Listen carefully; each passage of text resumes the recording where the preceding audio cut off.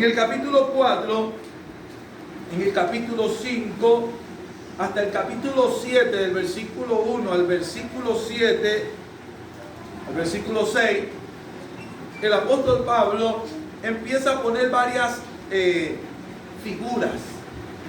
Empieza a explicar, vamos a decirlo así, casi de una manera técnica, casi de una manera legal, cómo fue la obra de la redención para cada uno de nosotros, cómo Dios lo hizo. Una de las figuras de aquel nombre es la muerte que nosotros recibimos cuando aceptamos a Cristo por la fe. Somos bautizados en agua, y cuando somos bautizados en agua, ese bautismo testifica de que nosotros juntamente con Cristo estamos muriendo. ¿A qué estamos muriendo? Estamos muriendo a nuestra carnalidad, estamos muriendo a nuestra humana naturaleza, estamos muriendo a nuestro pecado. Entonces, aunque literalmente esto no está sucediendo, dijimos que, o hemos dicho que técnicamente sucede. Somos bautizados, por eso el bautismo es el testimonio claro de nuestra fe. Vamos a las aguas del bautismo, testificamos en las aguas del bautismo que morimos para el mundo, que viviremos ahora para Cristo, y entonces legalmente se puede decir de esta manera: por el Espíritu recibimos un certificado. No estoy hablando del certificado que se nos pueda dar aquí en la tierra, estoy hablando de la certeza o del certificado que recibimos por el Espíritu, que si con Cristo hemos muerto, entonces con Cristo también en un futuro resucitaremos con cuerpo glorificado. Entonces se supone que cuando yo muero en las aguas del bautismo, se supone que cuando me levanto de allí no me despierto o no me levanto vivo. No me levanto vivo a la misma carnalidad. No me levanto vivo a la misma vida que tenía. No me levanto vivo a como yo era antes. Pero esto no es algo que sucede literalmente. Usted cuando es bautizado y es levantado de allí, se levanta el mismo. Usted igual es la misma persona. Entonces esto es un ritual, sí es un ritual que guarda un propósito.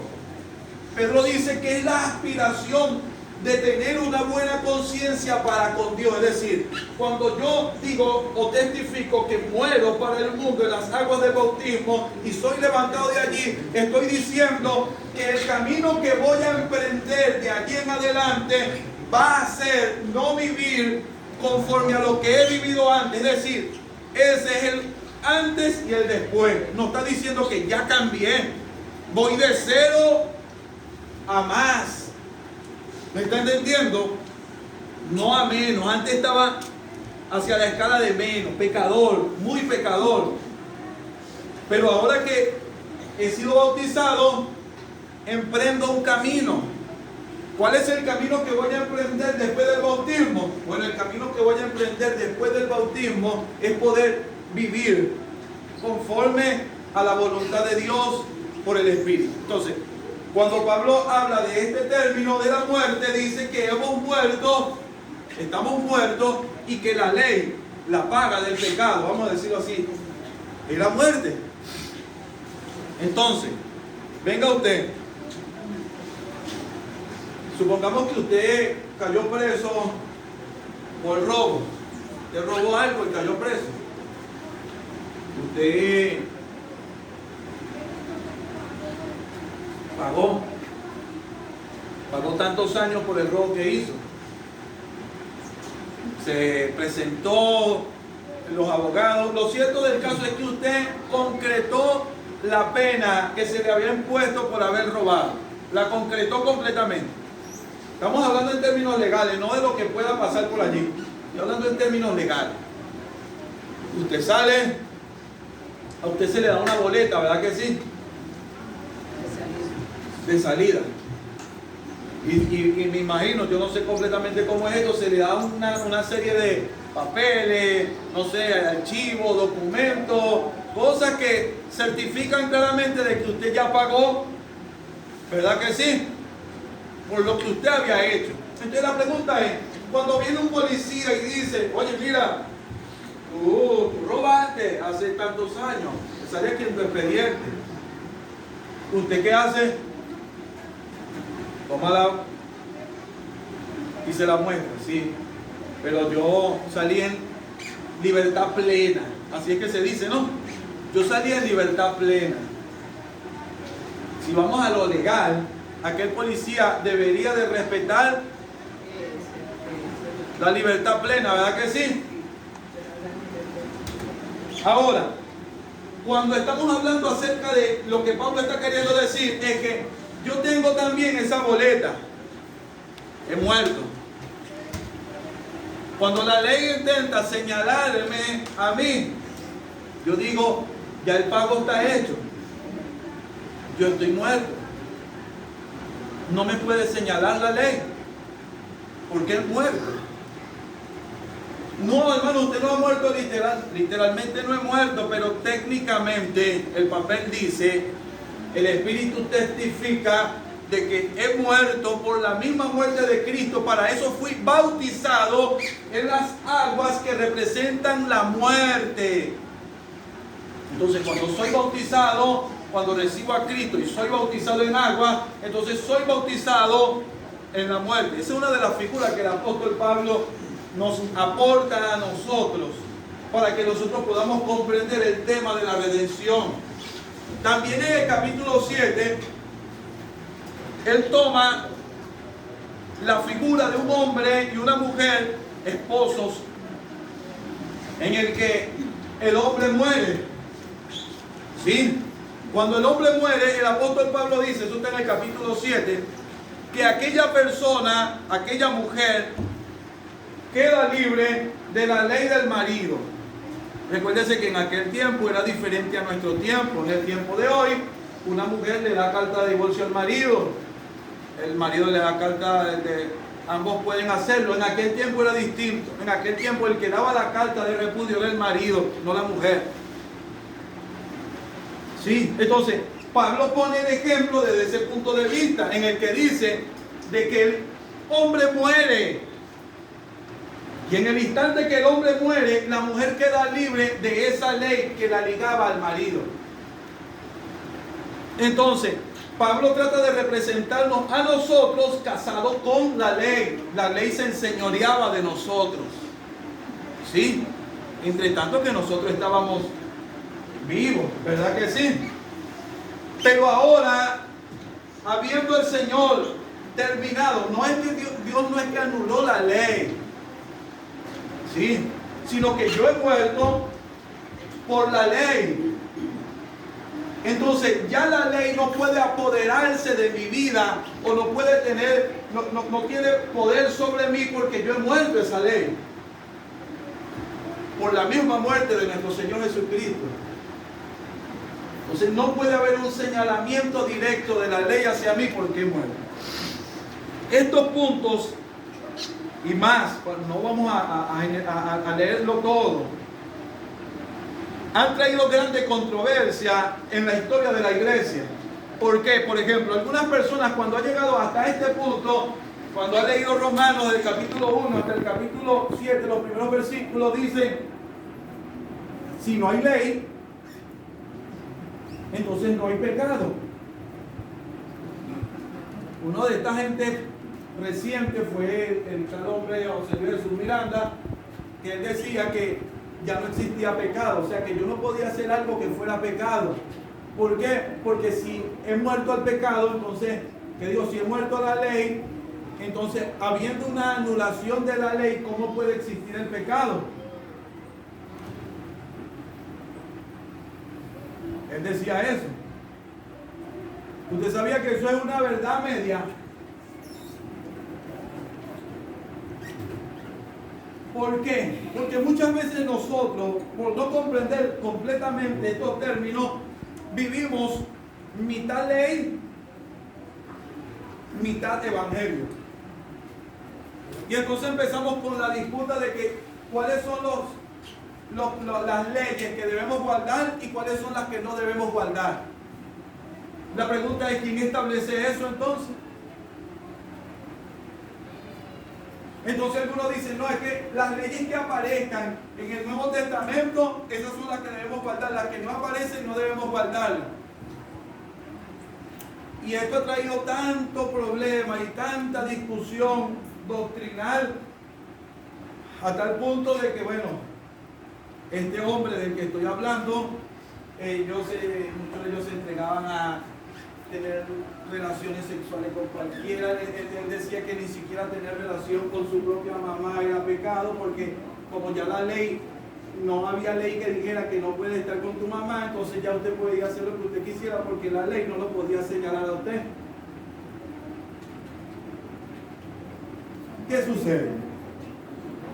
El problema está cuando nosotros no logramos entender que nosotros fuimos transferidos de un reino a otro reino, de un sistema de ley a un cumplimiento de la misma. Por eso es que yo siempre pongo el ejemplo del metro. A mí me encanta ese ejemplo porque es un ejemplo que da pues, con el tema de la forma en que se está tratando. Cuando nosotros vemos la línea del metro, nosotros vemos que la línea del metro es una ley. ¿Cuál es la ley de la línea del metro? Bueno, el propósito de la ley o el fin de esa ley es que no caigamos a los rieles del metro. Y el problema está que la línea no puede o no va a lograr que la gente no caiga a los rieles del metro. ¿Cuánta gente no cae a los rieles del metro? O caen, mejor dicho. Cantidad de personas caen a los rieles del metro, ¿verdad que sí?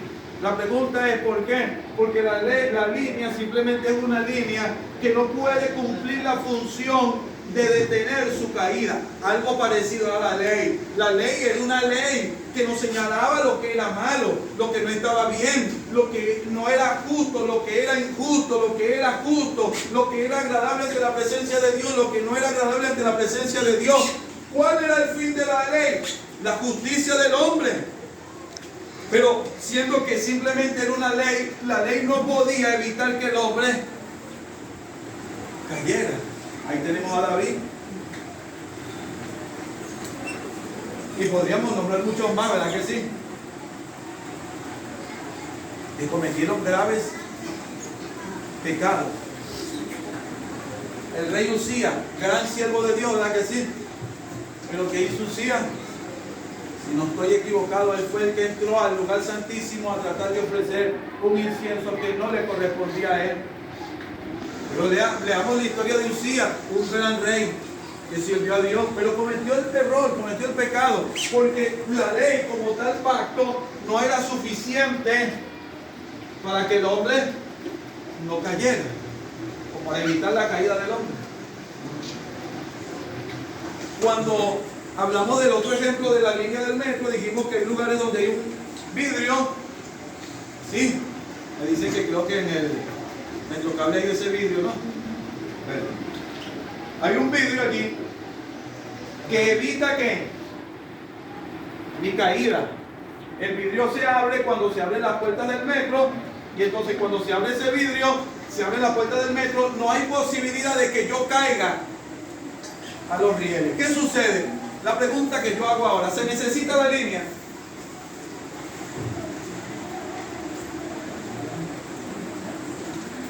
¿Se necesita la línea? No hace falta. Ya yo tengo el cumplimiento con el vidrio. No necesito línea amarilla porque la línea amarilla me está recordando que puedo caer. En cambio, con el vidrio tengo el cumplimiento. No voy a caer porque tengo el vidrio. Tengo el cumplimiento de esa ley. Uno de los problemas que nosotros hemos tenido es pensar que el espíritu de la gracia es contrario a la ley mosaica. El espíritu de la gracia no es contrario a la ley mosaica. Porque lo que perseguía la ley mosaica era justicia. La Biblia dice, la ley de Jehová es perfecta, que convierte el alma. El testimonio de Jehová es fiel, que hace sabio al sencillo, los dichos de Jehová. Y allí se va deseable y se va para allá, ¿verdad? El salmista hablando de la ley de Dios. El profeta le dice, ¿qué pide de ti el Señor? Hacer justicia. ¿Cómo se lo pedía? Por medio de la ley. Amar misericordia. ¿Cómo se lo pedía? Por la ley. Y que te humilles delante de tu Dios. Era eso lo que perseguía la ley. La pregunta es, ¿no es lo mismo en lo que nosotros creemos? Dígame usted, si usted cree otra cosa, dígame. No es lo mismo a lo que creemos, hermano. Hacer justicia, amar misericordia y humillarnos delante de Dios.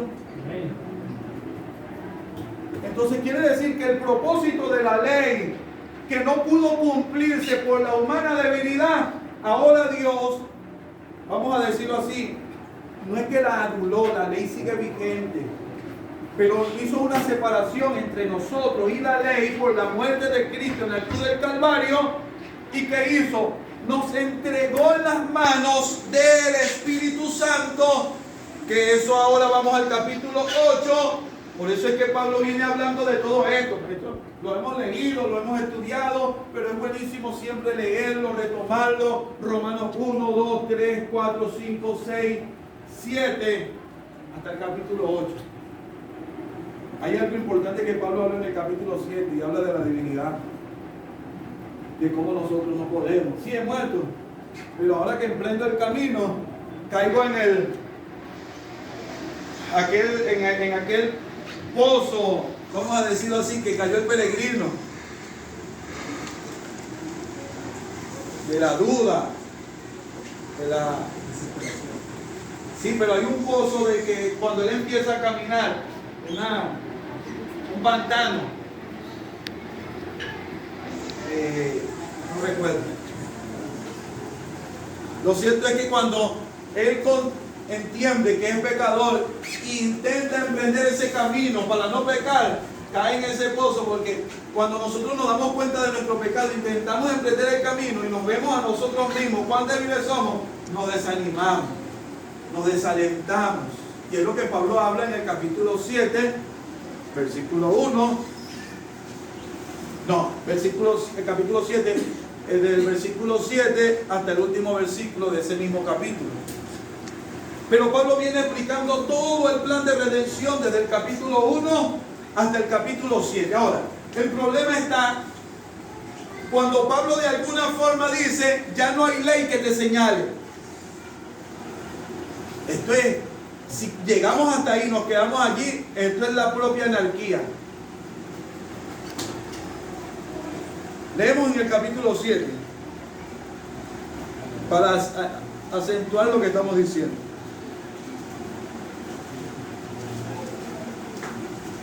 Capítulo 7.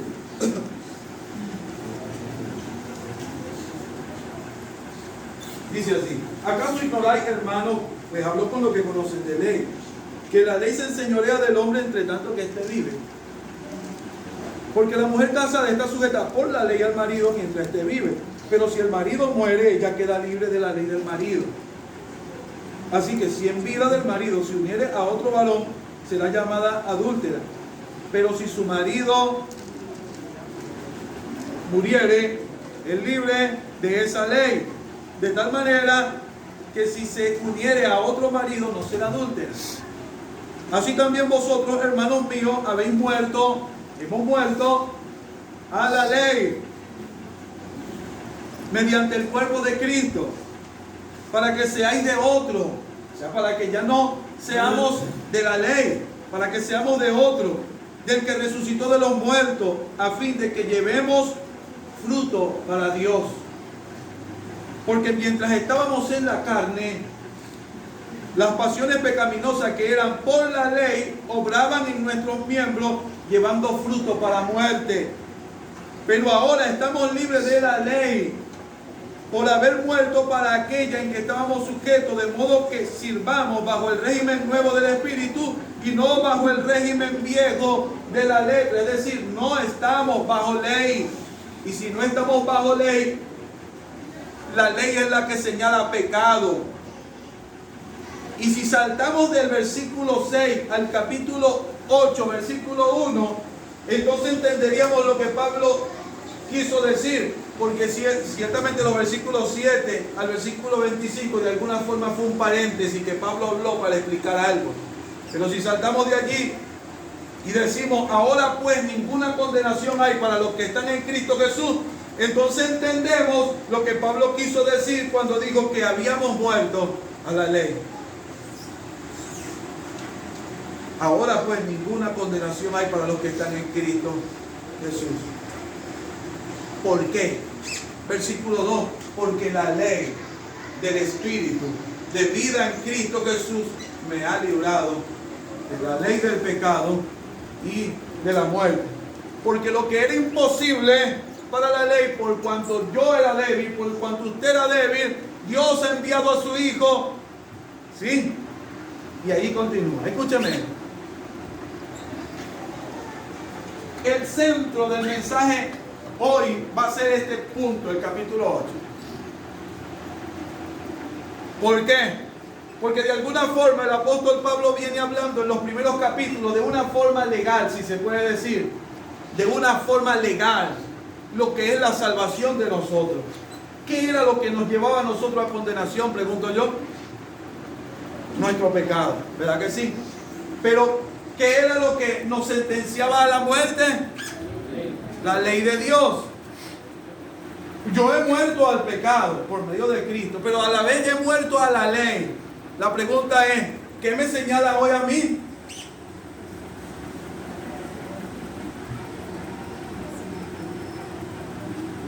No hay nada que en cuanto a la ley, no hay nada que me pueda señalar.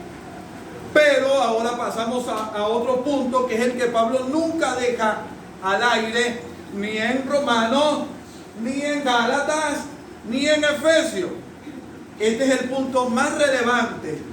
Este es el punto culminante de la obra de la redención en nosotros. Porque dice, porque la ley del Espíritu de vida en Cristo Jesús me ha librado de la ley del pecado y de la muerte, porque lo que era imposible para la ley, por cuanto era débil, nosotros por la carne, Dios ha enviado a su Hijo en semejanza de carne de pecado, y a causa del pecado condenó al pecado en la carne, para que la justicia de la ley se cumpliera en nosotros, que no andamos conforme a la carne, sino conforme al Espíritu. ¿Por qué leímos acerca de la circuncisión?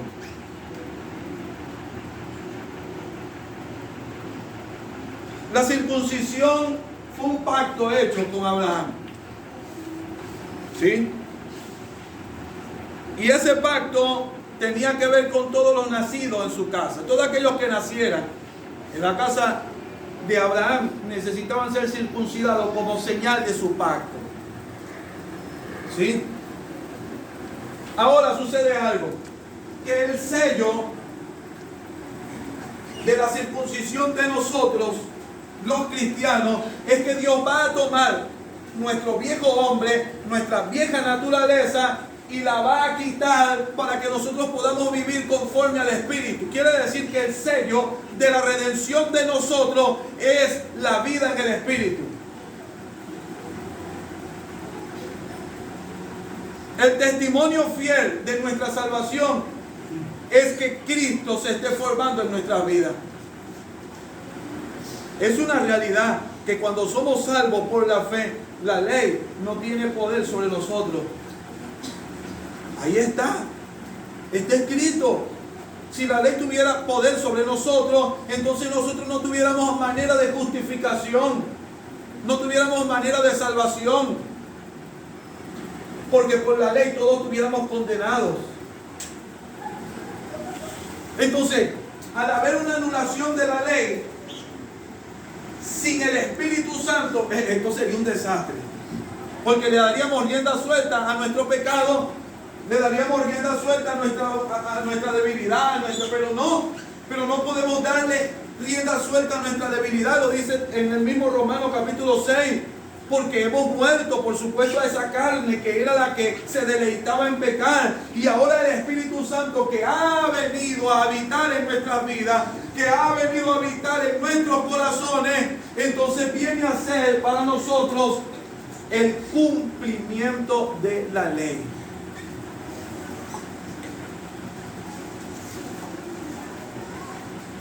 Vamos al libro de Colosenses.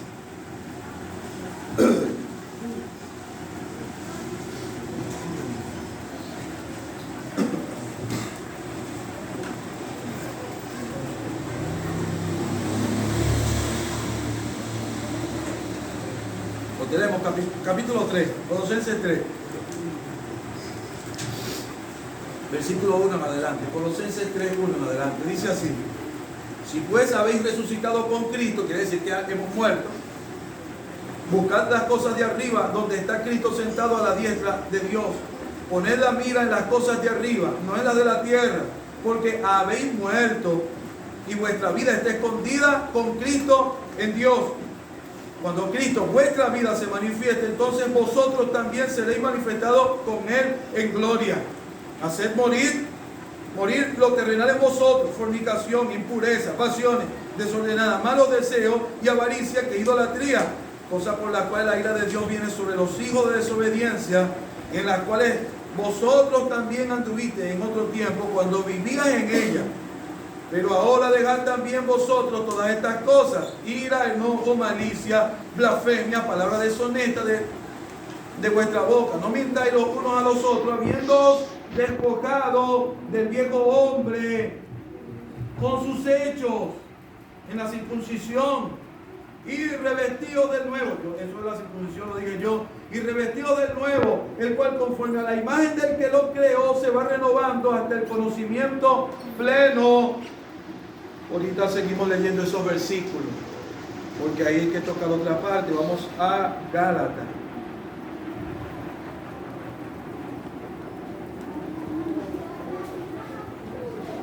Gálatas capítulo 5. En el capítulo 5, el apóstol Pablo viene tratando un problema que había con la iglesia. Y dice: está pues firme en la libertad con que Cristo os hizo libre, y no estéis otra vez sujetos al yugo de esclavitud. Y aquí yo, Pablo, digo que si os circuncidáis, de nada os aprovechará Cristo.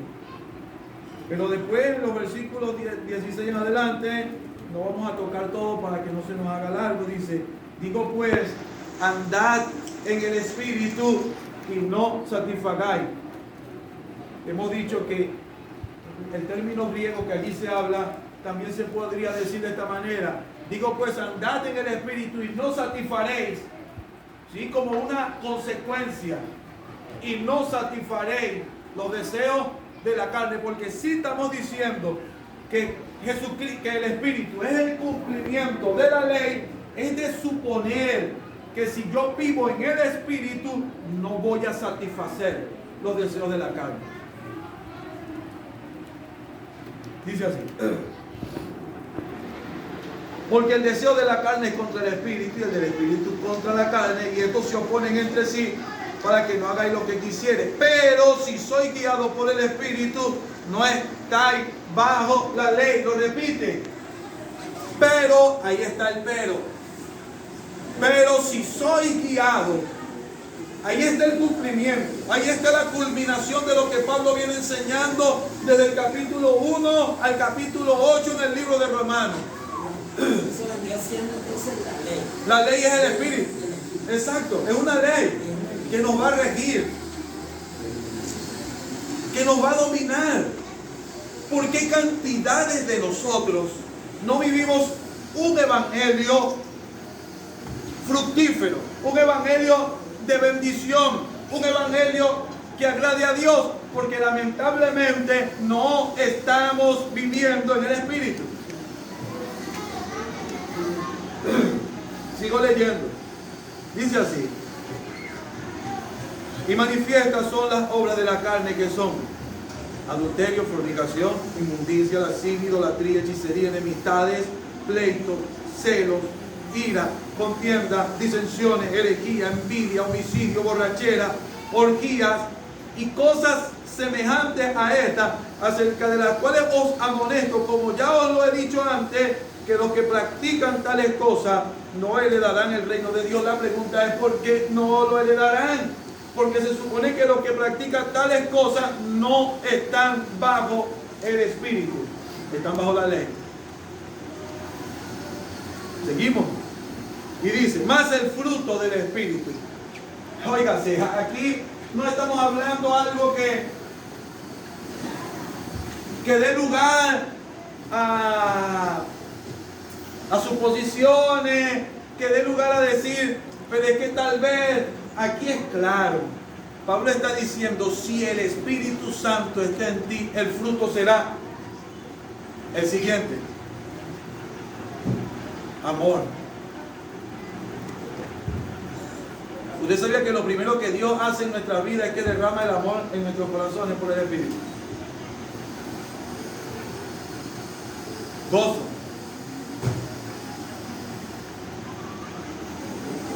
¿Qué le parece? Paz. Paciencia.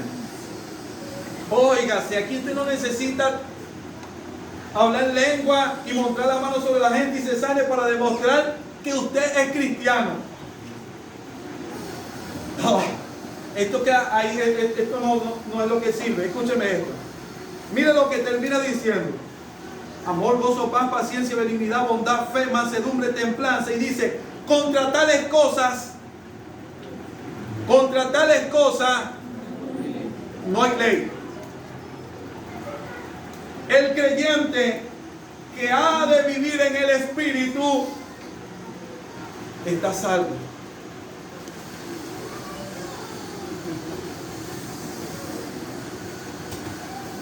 Seguimos en el capítulo 8 de Romanos, porque esto es más delicado. Esto es más delicado de lo que nosotros a veces pensamos. ¿Por qué es más delicado de lo que nosotros a veces pensamos? Porque a veces nosotros pensamos que llevando un evangelio ritual, a veces nosotros pensando que llevando un evangelio de normas y de reglas, pensamos que con eso le somos agradables al Padre. Pensamos que con eso estamos bien ante la presencia de Dios y testificamos y nos gloriamos en la salvación y nos gloriamos en la gracia y nos gloriamos en Cristo y nos gloriamos en la redención de Cristo en la cruz del Calvario. Pero el fruto del Espíritu no se deja ver en nosotros. Aleluya. Leemos. Versículo 5. Porque los que son de la carne piensan en las cosas de la carne, pero los que son del Espíritu en las cosas del Espíritu. Porque el ocuparse de la carne es y será muerte. Yo algunas cosas le pongo allí como para enfatizar lo que se está diciendo, no algo que cambie el sentido del versículo. Pero el ocuparse del Espíritu, absolutamente, completamente, el ocuparse del Espíritu, su resultado en donde sea, en donde lo ponga o como sea, el ocuparse del Espíritu es vida y es paz. Óigase esto, el mismo salmista dijo, mucha paz tienen los que aman tu ley y no hay para ellos tropiezo.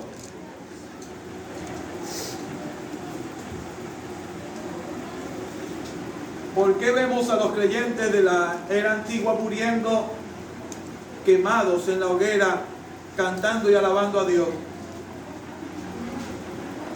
Porque amaban a Dios, amaban su ley, amaban la gracia, amaban al Espíritu, vivían en el Espíritu. Y el resultado único de ocuparse en el Espíritu es vida y es paz. Seguimos. ¿Por qué no tengo paz? Seguimos. Por cuanto los designios de la carne son enemistad contra Dios, porque no se sujetan a la ley de Dios, ni tampoco puede. Vio cómo alterna la ley. Oye, nosotros no estamos bajo la ley, pero tenemos el cumplimiento de la ley. El hecho de que estemos en el Espíritu no nos lleva a que nosotros vivamos contrario a la ley de Dios. Al contrario, la vida en el Espíritu está muy por encima. Está muy por encima a las normas y a las reglas de la ley. Eso lo enseñó Cristo en el Sermón del Monte. Oíste que fue dicho a los antiguos, pero yo digo. Oíste que fue dicho a los antiguos, pero yo digo. Quiere decir que la gracia está por encima. La vida en el Espíritu está por encima de la vida que se podía obtener en el tiempo de la ley sin el Espíritu. No es que el Espíritu no estaba, el Espíritu estaba, pero la perfección, el concretarse de este plan vino No cuando el Espíritu Santo descendía sobre un templo hecho de mano, sino cuando el Espíritu Santo vino a morar en nuestros corazones, transformando nuestras vidas y haciendo de nuestro cuerpo un templo, un altar para la gloria de Dios. Seguimos leyendo. Versículo 8. Y los que viven según la carne es imposible, no pueden agradar a Dios. Muchos me dirán en aquel día: Señor, Señor, en tu nombre echamos fuera demonios, hicimos milagros, hicimos esto, hicimos aquello. No los conozco, no los conozco.